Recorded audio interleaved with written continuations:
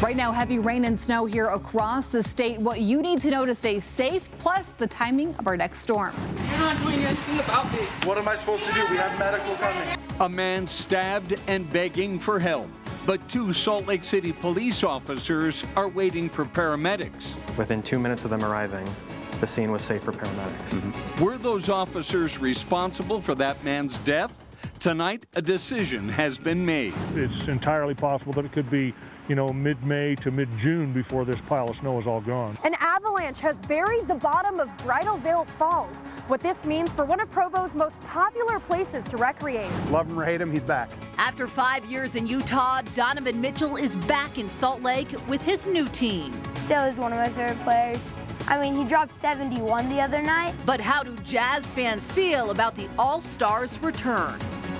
Live from Utah's news leader, Fox 13 News at 9 starts right now. We start tonight with the severe weather. Just within the past few hours, it has turned from rain to a rain-snow mix in northern Utah. And in some areas, the snow is really coming down. Here's a look at the snow falling near the University of Utah earlier tonight. Wow, here is a live look now at I-80 westbound, just east of the mouth of Parley's Canyon. Traffic, it's just inching along. You can see all those cars on the side of the road. We have some emergency vehicles mixed in there. We've had plenty of accidents being reported over police scanners tonight. Please slow down if you're headed out. The big question you're probably running through your mind right now is, when is the snow going to let up? Is it going to get worse throughout the overnight hours? Let's get right to Utah's Weather Authority, Allison Krogan. That's a great question. So we're going to see a little bit of a lull for some of you this evening, and then we're expecting things to pick back up again around 11 o'clock or midnight tonight. As we go ahead and zoom in right now, as this is a statewide storm currently, we still have some heavy bands of snow setting up in Tooele County right now. As we zoom in towards the Salt Lake Valley, we've had the rain-snow mix, which did transition completely to snow for many of you, and we now have roads that are covered with snow across almost the entire valley. So we're going to continue with some chances for snow throughout the evening, especially 11 o'clock, midnight, 1 a.m., 2 a.m. tomorrow morning. Across southern Utah, I-15 has improved quite a bit, but we did have some very slow conditions, Cedar up through Beaver.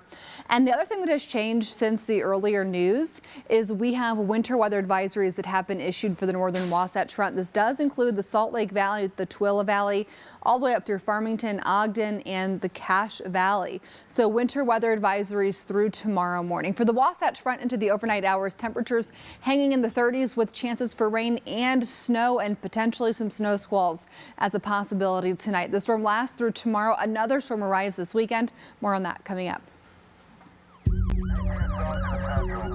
Help. Okay, the medical's coming right now. Can't breathe. Letting him just lay like... We're not paramedics. We have medical on the way. The Salt Lake City Police Department has cleared 2 officers who denied first aid to a stabbing victim who died in November 2020. The Police Internal Affairs Unit opened the case several months ago in response to a Fox 13 News investigation asking what happened that night. Fox 13 investigative reporter Adam Herbets is in studio with tonight's update. Adam. Well, yeah, Bob Kelly, this report came out just in the last few hours. We are still going through it, but this is the section that really jumps off the page. 5 pages of interviews blacked out, showing how officers Ian Anderson and Jada Brown described that night. The city says that information is private. Let's stab my stomach. Who did? No. You don't know? Help. You're not doing anything about it. What am I supposed to do? We have medical coming. He's crying for help. He's limping over to the elevator. He's crying for an ambulance. Do I go out there and help him? No, I don't want you to go out there. That 911 caller wanted to give first aid. Ryan Outlaw begged for help. And even the stabber asked why officers Ian Anderson and Jada Brown stood around waiting for paramedics instead of using their own medical training. No matter how much training that you get, if you don't act on it, it's no good. Ryan Outlaw died at the hospital 2 hours, 10 minutes after the first 911 call. He had a twin here, and he had 4 boys. My question throughout the entire video, why did they not do direct pressure? In response to our investigation, Salt Lake City opened an internal affairs investigation, but as the case progressed, some say it seemed like the mayor and police chief already made up their minds before it was started or finished. Absolutely, I stand by these officers and what they did that day. I think they did a great job with what they had. Then why open an investigation? If there are ways to improve, we will. The internal affairs report did not list ways to improve. It did say both officers had medical equipment in their cars, but it would have been unsafe to retrieve it because they should not separate. Ryan! Ryan! Especially because they didn't know yet they already had the suspect in custody. The report also says policy doesn't define how officers are to provide safety for each other, but encourages officers to exercise caution. Do you want Salt Lake City police officers to be able and willing to give first aid? I want our officers to be safe. That's their job, and that's what they're trained to do. Just a few hours ago, I spoke with Ryan Outlaw's father. He said he did not know the officers had been cleared until I told him, and that he is working with an attorney to figure out next steps. So far, we don't know if the city's Civilian Review Board will be taking a look at this case. Reporting in studio, Adam Herbets, Fox 13 News, Utah. One of Provo's most popular places for hikers and climbers, even in the winter, is now buried in snow. And a person is hospitalized after a large avalanche at Bridal Veil Falls this morning. Fox 13 News reporter Jenna Bree shows us why longtime residents of the area were not shocked to see the slide. I just had to come and take some pictures of it. John Moorfield remembers the last avalanche that came down Bridal Veil Falls in 1994. The old tram ride was the best because it's so steep. It was, and but this is what wiped it out. The Utah County Sheriff's Office guesses Tuesday's avalanche happened sometime after 7 in the morning. The slide came down, it covered the Provo River, it came across the old highway and then up the slope on the opposite side of the old highway. A few hours later, Sergeant Cannon says a worker with the Water Conservancy District was in the area checking out a building that had experienced minor flooding. Suffering from hypothermia, he was taken to the hospital. He scrambled, found a tree to climb up, and he was there for about a half an hour until the water subsided some. But in the meantime, he got pretty wet. The Provo River Parkway is one of the city's most popular trails, even in the winter. Sergeant Cannon says Bridal Veil Falls is a world-renowned ice climbing destination, but unfortunately people won't be able to enjoy it for the rest of the winter and likely spring too. We could be looking at early, I don't know about midsummer, but it's entirely possible that it could be, mid-May to mid-June before this pile of snow is all gone. The Utah Avalanche Center regularly does mitigation in Provo Canyon. This slide was completely natural. You can predict when it's more likely to happen, but you can't predict exactly when it's going to happen. The snow pile covering the bottom of Bridal Veil Falls is quite the sight, but the Utah County Sheriff's Office is asking people not to stop along Highway 189 to look and take photos due to safety concerns. In Provo, Jenna Bree, Fox 13 News, Utah. The Bridal Veil Falls area is known for being avalanche prone, and it's especially risky now with avalanche danger rated as high for the mountains in the Provo area, even at lower elevations. Danger is also high right now for the higher elevations in the Salt Lake and Ogden areas. Well, tonight is the night. Donovan Mitchell's first time back at the Viv since being traded to the Cleveland Cavaliers. And how did Jazz fans welcome him back? Fox 13 News reporter Emily Tenser was there. Emily. Bob, Kelly, whether there is tension or not, I feel like both fans and haters of Donovan Mitchell can both agree that both teams are doing pretty well. Donovan is scoring historic points with the Cavs, and the Jazz's new star, Lauri Markkanen, is just dominating every game.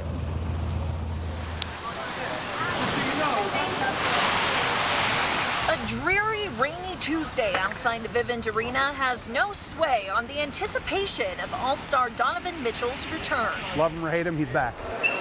Inside, number 45 jerseys are sprinkled across the concourse as if the stands time traveled to last season. Oh, he's got jitters for sure. I guarantee it. He's got to be nervous about tonight, so. I'm excited to come back. I hope he doesn't get booed. So is the former Jazz man welcomed back with open arms, or is there bad blood? I'm super excited because Donovan, definitely my favorite player who was on the Jazz, still is one of my favorite players. I mean, he dropped 71 the other night. Number 45. Here comes the big introduction. And the crowd's overwhelming support outweighed the haters. I'm going to cheer so loud. Even when he scores, I'm just going to cheer, so. And for his first basket, some faint boos. But most fans respect the man that elevated the Jazz for so many years. I'm cheering for the Jazz because I love the Jazz, but I hope Donovan plays to his best of his ability. This has been a fun game. It's been back and forth, neck and neck, and right now with over 6 minutes left, the Cavs are leading by 4 points. Reporting live outside the Vivint Arena, Emily Tenser, Fox 13 News, Utah. A chase through parts of Utah County led to an officer-involved shooting that left the suspect dead. Neighbors share with us what they witnessed. Utahns far and wide coming together to help the community of Enoch heal after last week's murder-suicide. How one woman is helping children there cope with the trauma. I've also seen it in the bad senses. There have been people that have threatened each other. A panel discussion with people from all walks of life, taking a look at how social media is impacting the mental health of our youth.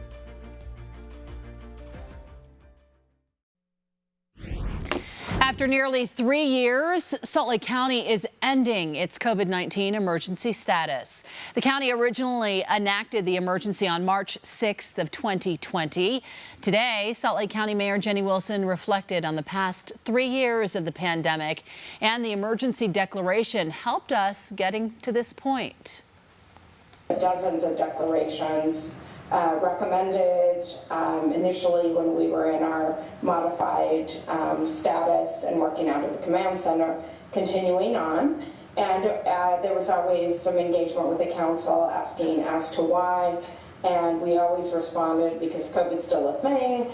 And additionally, we receive funding through FEMA to help cover our health expenses. County Health Department Director Dr. Angela Dunn says COVID-19 is still out there, but the health department's normal infrastructure is enough to handle new cases. She stressed it is still vital for anyone with COVID-19 symptoms to stay home, wear a mask, and socially distance.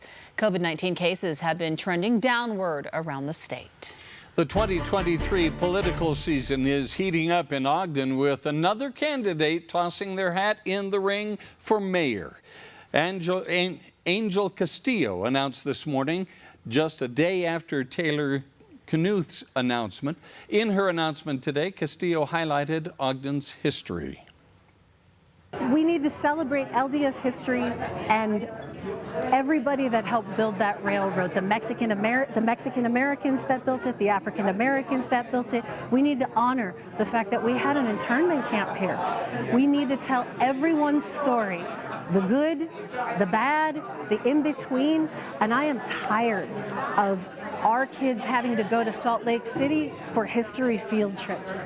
We need that here. Castillo also says she will prioritize increasing the number of sworn officers, raise their pay, and involve the Fraternal Order of Police in any future changes to the police department. Utah Governor Spencer Cox led a discussion today focusing on how social media is impacting young people. Fox 13 News reporter Chris Arnold spoke with the governor and others about how to protect children from the negative effects of social media. Dealing with the social media issues. Xander Piper is a senior at Ben Lomond High School in Ogden. I've seen people with social anxiety. Tuesday, he shared his experiences with social media. I've seen it bring people together, like I said, that way, and just people together in general. Both the positive and the negative. Seen people being so obsessed with their phones that just their phone being taken away from them for about 5 minutes, they go into a full mental breakdown. Piper was one of more than a dozen speakers who took center stage to talk about how social media is impacting the mental health of our youth right here in the Beehive State. The symposium at O.C. Tanner, hosted by Utah Governor Spencer Cox. We have seen just emotional issues as we look at depression and anxiety. Depression and anxiety are the two highest. There's basically a hockey stick pattern we see where, basically depression and anxiety ER visits are kind of like this. And then in 2010, they go up like this dramatically. Brad Wilcox is a sociology professor at the University of Virginia and took part in the discussion with Governor Cox. For instance, ER visits for girls doing self-harm basically double from 2010 to the present. As Wilcox and the governor took questions from those who attended, where do you see that 10 years from now? They're also looking to come up with some ways to combat the issue. I think we're now beginning to see here in Utah and elsewhere some steps from the state governments to kind of address the power of big tech and to kind of do more to protect our kids from the more negative impacts of big technology. Well, Governor Cox did say earlier today that there are several proposals in the works right now that they're fine-tuning, but he went on to say that they will be working with the legislature this year to craft legislation to help improve the mental health of our youth right here in Utah. The biggest takeaway, I hope, is that they will support legislation to help us, again, hold social media companies more accountable for the damages that are happening to our young people. Again, that we'll be able to make those changes in the classroom. Solutions those like Piper are hoping to see happen. It's at a state where if we don't control it now, it's never going to be controlled. In Salt Lake, Chris Arnold, Fox 13 News, Utah. Taking a live look downtown Salt Lake. See, this is 3rd West. This is at South Temple.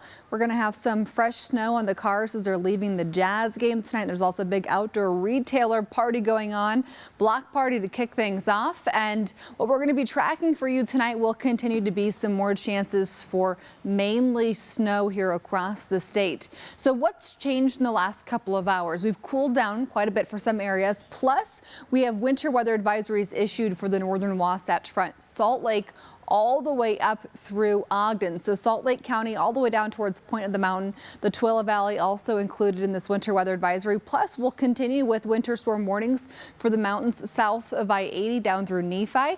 And a live look right now from the Natural History Museum showing you winter driving conditions on the East Bench. Currently 35 here in Salt Lake, 35 in Ogden, 37 in Provo right now. And we're not done with the rain and snow quite yet. Earlier tonight, about 2 hours ago, we had some very strong winds that rolled through, and we saw a transition from rain to a rain-snow mix. And then we saw a lull for some of you, but we're going to continue seeing the snow filling in over the next couple of hours. Right now, we're seeing some snow out towards Dugway, Vernon, into Tooele County, up towards the Uintas. And as we look across the Salt Lake Valley, we still have some areas of snow coming down from the southern interchange up through Layton. And we head into the overnight hours, and we're going to see our best chance for this next wave of heavier precipitation to move through, mainly from about 10 o'clock until around 2 a.m. That's going to be the best chance here over the next few hours. And then we'll see less of a chance of precipitation into early tomorrow morning. Areas of rain and snow coming down near I-70 in eastern Utah, mainly seeing some rain for the Moab area. And then as we look down towards Lake Powell, we're seeing some areas of flurries even into the Page area. Live look right now from the Intermountain camera. I went ahead and I swung this camera down towards State Street. We've got Best Buy right across the street right there. Just showing you traffic's moving along fine in the area. Temperatures throughout the overnight hours remaining in the 30s with more chances for snow.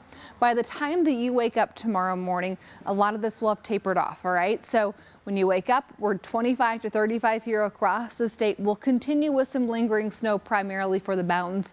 But in the second half of tomorrow, will be a pretty pleasant afternoon. Temperatures close to average, mid-30s for the Provo area and Eagle Mountain. Low 40s for Tooele, Salt Lake, and Ogden. Cache Valley at 2 o'clock tomorrow, mid-30s. St. George close to 50 degrees. So take a look at these rain chances and snow chances, I should say, precipitation chances. These are going to be best for Salt Lake and Ogden. Salt Lake is this red line. We're going to peak right around 11 o'clock midnight tonight. We'll see some numerous showers possible through about 6 a.m. and then we're going to start to spiral and those are going to taper off. So For the Provo area, Utah County, you're widely scattered over the next few hours, and then come about 2-3 a.m. That's when you're going to see some numerous showers in the area. So best chances overnight, midnight through about 4 or 5 a.m. and then things will start to die down. So on Futurecast, we'll take you through tomorrow morning, 8 a.m. We'll still have some lingering snow showers for us here in Utah, but things will continue to dry out as the active weather continues off to our west, and we're still going to see some storms heading into this weekend, mainly late Saturday through the early part of next week. St. George 49 tomorrow, partly cloudy. Thursday 55 degrees. Saturday, Sunday, Monday, temperatures around 50 to 55 and more chances for rain. For Salt Lake 42 tomorrow, some morning snow showers. Thursday 44, 40s this weekend. Heading into MLK Day weekend, we do have some more chances for rain and snow. More on that coming up in your Super 7-day forecast.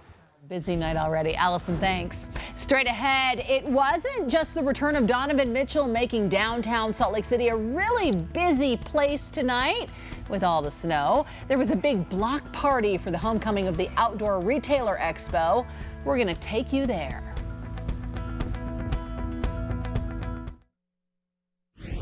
Welcome back, everyone. With the Outdoor Retailer Expo now underway, outdoor industry leaders, they hosted a homecoming block party tonight, celebrating the latest and greatest for things. The Outdoor Retailer Snow Show is taking place at the Salt Palace Convention Center tonight. The block party included a drone show, food trucks, and even a community corner to discuss future growth for the industry with local governments. I think being able to have the public and community here with the industry for the first time is incredible. So I think people are really excited to be out, rain or shine, in the outdoors. We love it. I mean, Salt Lake City really. Looks like a pretty good crowd. The community corner conversations included speakers such as Salt Lake City Mayor Aaron Mendenhall and even Olympic athletes. Police officers shot and killed a man who was trying to break into a home in Saratoga Springs. Details on what we know so far. Some major announcements on taxes that will impact your bank account. I'll explain coming up. Even though there's a lot of bad in this world, there's still some good and there's still some magic in it. How one Utahn hopes to help children in Enoch and across the country cope with trauma. A new registry aims to help Utahns identify and support veteran-owned businesses. Why veterans say this is so important to them and the community as a whole.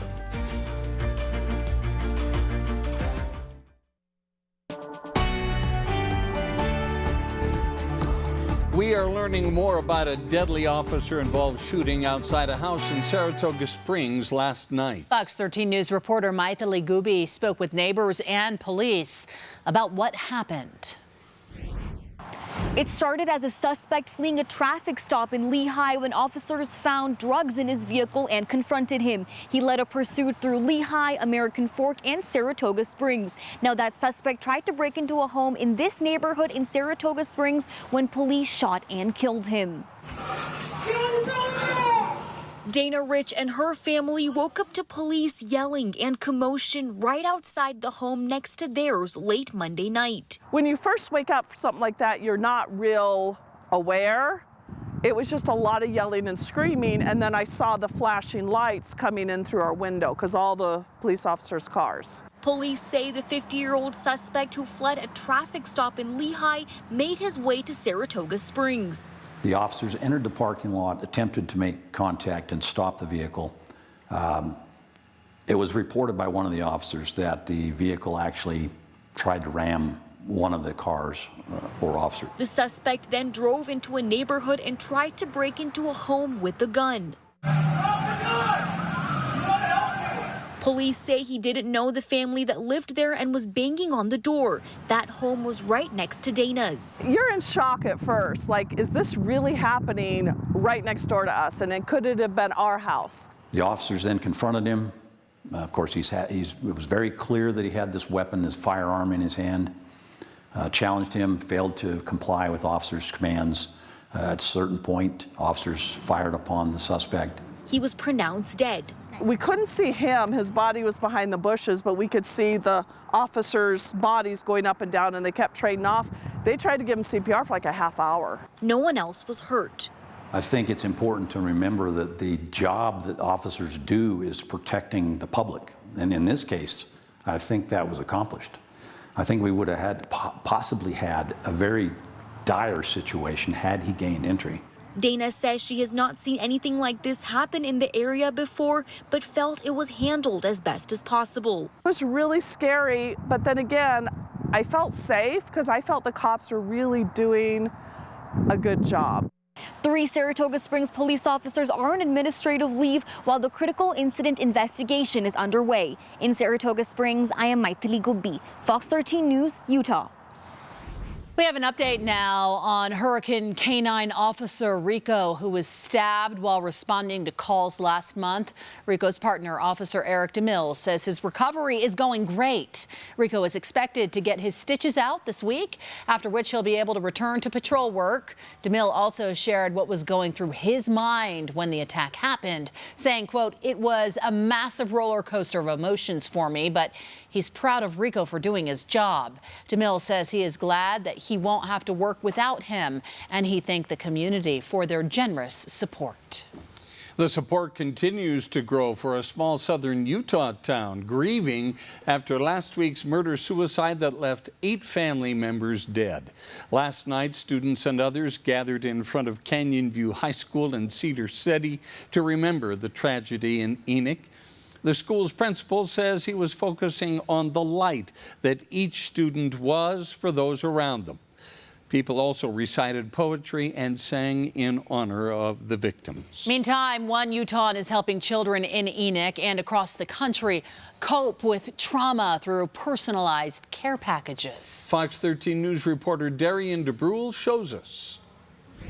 The store, I'd make sure whatever the kid wants, they get. In 2020, Sarah Pugliese was an intern helping kids experiencing trauma, but her internship was cut short due to COVID. I wanted to brainstorm a way that I could still help them without being physically present. Her solution, the Topaz Fairy Project. What more magical than getting a letter in the mail from a magical fairy? Pugliese sends kids experiencing trauma care packages with toys and letters based on information she gets from their parent or guardian. Everything is completely customized to the child, so encouragements, compliments, unique to them, so they feel special and they feel recognized for who they are. Pugliese has sent care packages and letters to kids in 49 states, but right now she wants to help Enoch. I grew up in a small community, so I know how tight-knit communities like that can be. So when something like this tragedy hits, it really brings everyone together, and I just wanted them to know that someone outside the community was also thinking of them. Pugliese hopes her care packages can be something uplifting for the children in the Enoch community. Whether it's through the letters and letting them know they're special,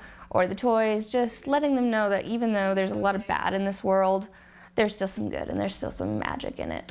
Pugliese says although she can't change the past, she hopes she can brighten the present and future. I can't, give them answers. I can't change what they've been through, but what I can do is bring a smile to their face and let them know someone outside of their family cares and believes in them. If you want to help spread fairy magic to kids in Enoch or kids across the country, you can go to topazfairyproject.org. In Salt Lake City, I'm Darian DeBrule, Fox 13 News, Utah. Coming up, hear from military veterans turned business owners about a new tool that will make it easier for Utahns to support them. And coming up, we still see some impacts overnight from our storm that's moving through right now. What to expect for your morning drive. Plus, you'll notice still some more storms off to our west. The weekend impacts coming up.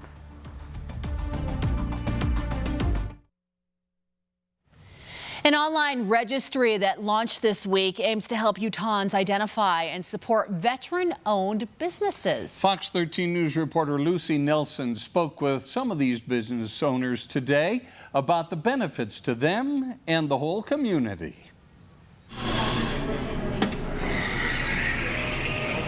I joined it as a 17-year-old straight out of high school. Carl Churchill served in the U.S. Army for 21 years as an enlisted soldier and officer. Around 12 years ago, he and his wife Lori decided to serve the community in a different way. We wanted to be a different kind of coffee company. We wanted to give back, and we give back to veterans, planet, and community.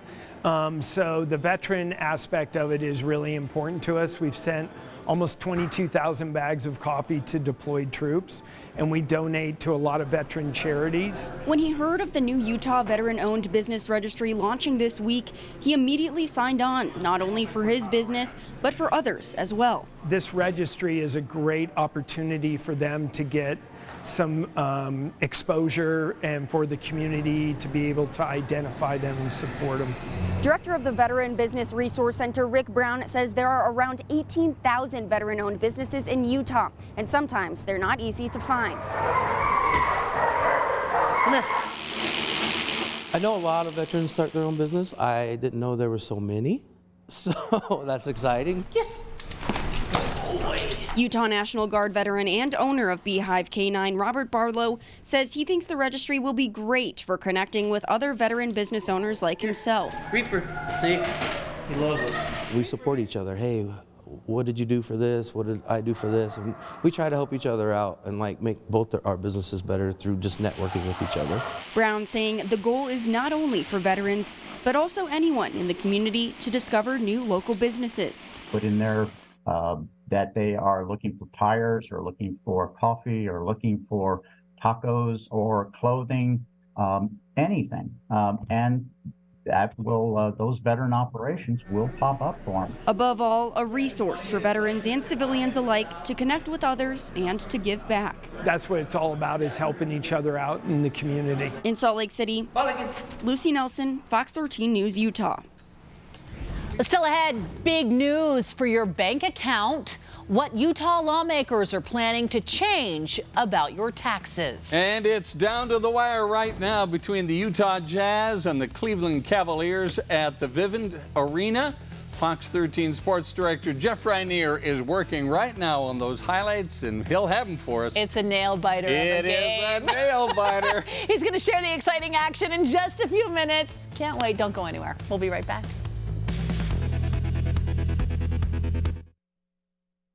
Hi, everyone. The American Academy of Pediatrics has published new guidelines on new ways to treat childhood obesity. The comprehensive guide is the first published by the AAP in 15 years.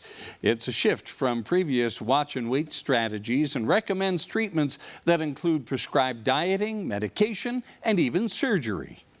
Treatment of obesity is clearly challenging because if it was easy, we would not have the problem. Right. And it's multifaceted, and recognition that obesity is not a lifestyle disease. Remember that. It's a disease that now we recognize that it has a genetics component, social, even environmental component. And as that, it needs to be addressed. About 12% of male and 8% of female children in Utah are considered to be suffering from obesity. Dr. Ross recommends speaking to your doctor if you have concerns about your child. We know they can. The question is, will they? We're going to make sure that they hear a strong case that they can. There are some big tax announcements from Utah's top political leaders. We're talking about your money here. The governor, House Speaker, and Senate President spoke about pending tax cuts and also shifts in spending today. Fox 13 News political reporter Ben Winslow breaks it all down. At the Utah Taxpayers Association's conference, the governor revealed they're talking about eliminating the state portion of the sales tax on food. That's definitely on the table, and I know those discussions are happening, and we're supportive of those discussions. We're also looking at removing the earmark. The earmark dedicates some income tax revenues to education. Voters recently approved a constitutional amendment adding social services. If we did go down that direction to either eliminate the earmark or modify it, no matter what we do, it would have to be approved by the voters via a constitutional referendum. But is that likely? Are we likely to see any kind of legislation this session on that? I think somebody will propose it. I can't predict how much traction it'll get. It's getting mixed reaction. That needs to be done. We're virtually the only state in the nation that has this problem. Obviously, it hasn't done us any good. We're next to last in the nation on per pupil investment in education. We have, some of the highest turnover of teachers. The Utah Education Association, the state's largest teachers union, had no comment. The Senate president promised educators a raise. We're probably going to fund directly teacher salaries as a direct appropriation. With state revenues in the billions, lawmakers are certainly feeling a lot of pressure to cut taxes. And while some want to see how low they can go, there's also a resistance to go too far because of potential economic troubles ahead. Make no mistake, you are going to see historic tax relief this session. There's talk about cuts to property taxes and Social Security income. There's a lot of people on fixed incomes, and when property taxes go up, they don't have another source of revenue. But the biggest one will be an income tax cut. The economy in Utah is so robust and things have been so steady that there's just a lot of money in the coffers. And really the best thing that they can do is provide ongoing relief to taxpayers. It won't be as deep as some would like. The governor rejected a proposal to drop the state tax rate from 4.85% to 4.5%. That's something you could get comfortable with? No, it's not something I could get comfortable with right now. I think that's too deep. One advocacy group suggests not cutting so many taxes. Over $5 billion in unmet needs. Most of that's in education, but there are tremendous other areas where we couldn't even put a number on it, like the Great Salt Lake, like infrastructure, like mental health care. Ben Winslow, Fox 13 News, Utah. Okay, switching gears back to weather now, and the snow that continues to fall throughout much of northern Utah. Was that you squeaking on your brakes? No, that was actually a car squeaking tires right there. Well, you know what? Please be careful. We don't want any squeaking of tires or spin-outs. It's covering up the camera lens. That's I what know.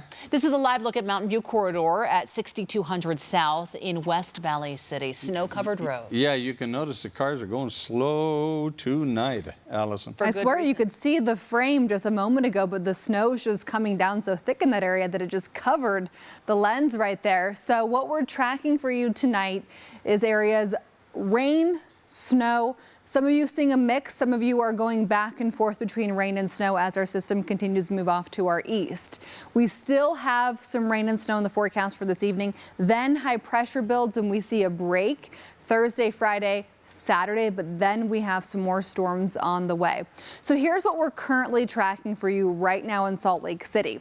So over the past 2 hours, we had a rain that transitioned to a snow and it was very windy. It's still a little breezy out there and will remain breezy tonight, but we're now back to rain and snow depending on where you are in the valley. Sandy, Draper, and then up towards the airport, we are back to rain into Layton, all the way up through Ogden, a rain-snow mix along I-15.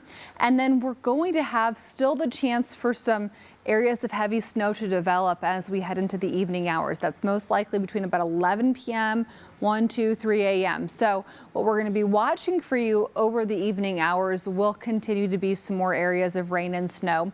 Across central Utah, rain into the Moab area, and once you're north of I-70 up towards Wellington, we do have some snow coming down in East Carbon County.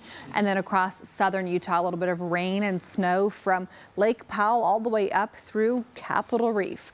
Along I-15 across southwest Utah, we've seen big improvements over the last few hours, but roads are still a little slick. As we look at 11 o'clock tonight, we're going to start seeing a transition to more so snow here along the Wasatch Front through about 1, 2, 3 a.m. Then we're stuck with snow into the mountains for our mountain passes for the morning drive. Roads could remain slick for tomorrow morning, but the bulk of the precipitation will likely be done. So tomorrow morning when you wake up, 25 to 35 here across the state. For a high tomorrow, we're close to 35 to 45 degrees here across Utah. An additional snow on top of what we've already seen will mainly be 0 to 3 inches for the valleys and another 6 to 12 inches of snow for the highest terrain. Many of our mountains, though, will be looking at an additional 3 to 6 inches, but Cottonwoods, you could see another half a foot or more. For St. George, 49 degrees tomorrow, 55 on Thursday, and then for St. George, a chance for some rain heading into MLK Day weekend. Saturday, 54, some evening rain. Sunday, 49, chance for some morning rain. And by Monday, the holiday, showers are likely. And by next Tuesday, still the chance for some rain to remain. For Salt Lake, we have a pretty mild 7-day forecast temperature-wise. Tomorrow, 42 degrees. We're going to have the chance for some morning snow showers with temperatures as you're waking up here along the Wasatch Front in the mid-30s. And then we'll see some more sunshine coming out second half of the day. By Thursday, mostly sunny and 44 degrees. I'm happy to tell you about our air quality as we head into the next few days. For Wednesday and Thursday, we're tracking good air quality. That's some really good news. By Friday, Saturday, we have mostly cloudy to cloudy sky, but high pressure, so that means we're going to have some dry conditions. By Sunday, 42 degrees in Salt Lake, some more chances for rain and snow. So we'll see a break from Wednesday night through Friday night. And then by Saturday night and Sunday, we're back to some likely precipitation with temperatures around 40 degrees heading into MLK Day on Monday. So for the holiday weekend, we could end up with some more slick roads. Donovan Mitchell returned to Utah for the first time in a Cleveland Cavaliers jersey after he was traded to Cleveland during the offseason. Spent his first 5 seasons in the NBA with the Jazz, becoming the 30-time NBA All-Star while leading the Jazz to the playoffs all 5 seasons he was here. But it was not known just how he would be received by Jazz fans when he was introduced before the game.